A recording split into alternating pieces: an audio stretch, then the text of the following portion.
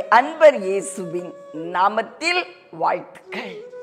இன்னைக்கும் நம்ம அப்பா அற்புதமான ஒரு வசனம், நமக்கு சந்தோஷத்தை கொடுக்கிற ஒரு காரியத்தை நம்மோடு கூட பேச போறாங்க. யோவான் 8வது அதிகாரம் 34வது வசனம்.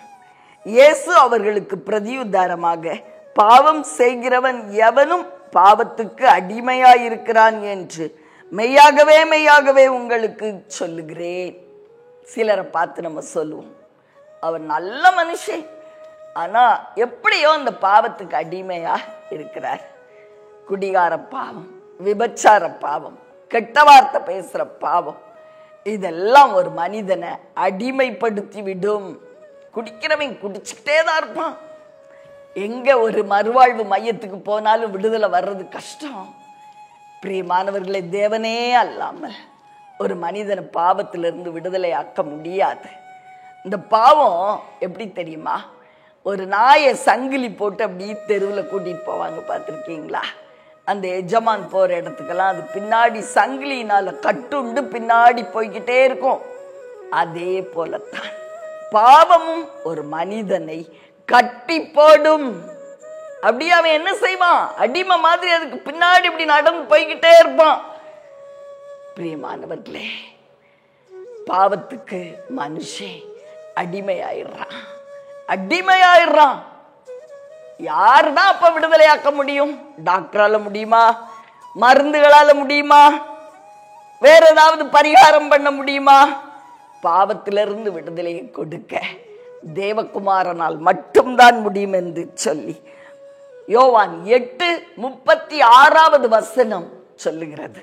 ஆதலால் குமாரன் விடுதலையாக்கினால் மெய்யாகவே நீங்கள் விடுதலையாவீர்கள். பாவத்திலிருந்து யார் மட்டும்தான் விடுதலை கொடுக்க முடியுமா? குமாரன். குமாரன்.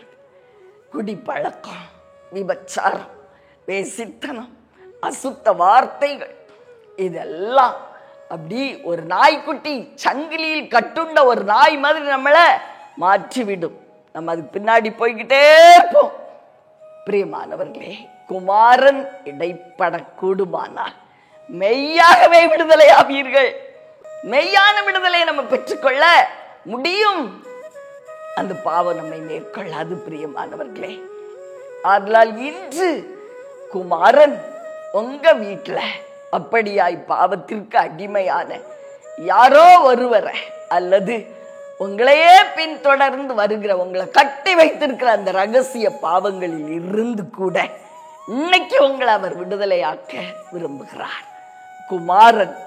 குமாரன் அவர் விடுதலையாக்கினால் மெய்யான விடுதலை பெற்றுக்கொள்வோமா? பிரியமானவர்களே, அவர் பாவிகளை வெறுக்காத தெய்வம். அவரை நோக்கி பார்ப்போமா? அன்பின் பரலோக தகப்பனே, அருமையான நல்ல ரட்சகா ஆவியானவரே, பாவத்துக்கு அடிமையான ஒரு மனுஷன் ஐயா, பாவத்தால கட்டப்பட்ட ஒரு மனுஷன், அவன் அடிமை மாதிரி மாறிடுறான்ப்பா. ஒரு நாய்க்குட்டிய சங்கிலியில போட்டு இழுத்துட்டு போகிற ஒரு மனிதனை போல் அந்த பாவம் அவனை அனுதினம் தன்னுடைய விருப்பத்திற்கேற்றார் போல் இழுத்து கொண்டு செல்லும் அப்படின்னு சொல்லி நாங்க அறிகிறோம். அப்பா, இன்னைக்கு எங்க வீட்டுல இப்படிப்பட்ட ஒரு பாவத்துக்கு அடிமையான அந்த குறிப்பிட்ட நபரை உங்க சமூகத்தில் நாங்கள் வைக்கிறோம்.